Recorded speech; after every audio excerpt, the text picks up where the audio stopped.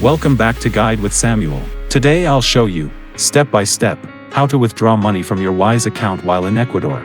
I'll cover the two simple ways, sending to a local bank account, or using your Wise debit card at an ATM. Let's get started.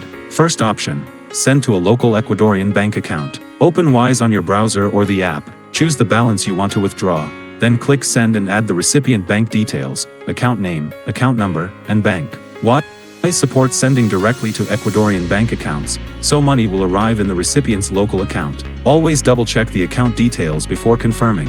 Second option, withdraw cash with your Wise debit card at an ATM. Make sure your Wise card is activated, then locate an ATM that accepts MasterCard/Visa. Insert the card, enter your PIN, and choose the local currency withdrawal option. Confirm the on-screen amount and any ATM operator fees before accepting the withdrawal.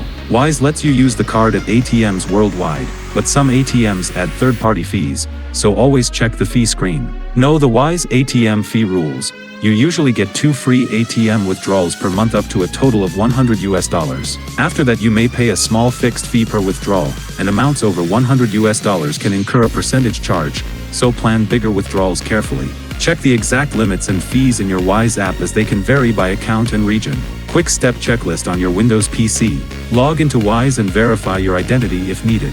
For bank transfers, select Send, enter Ecuadorian bank details, confirm, and send. For ATM, use your activated Wise card, choose a nearby ATM, check on-screen fees, withdraw a small amount to test, then larger amounts if all looks good. Final tips, always do a small test transaction first, confirm the funds arrived in the local bank or your hand, and keep an eye on conversion rates and any local ATM fees. If anything looks off, contact Wise support through the Help Center. If you found this helpful, don't forget to like and subscribe to Guide with Samuel for more helpful tutorials. Thanks for watching.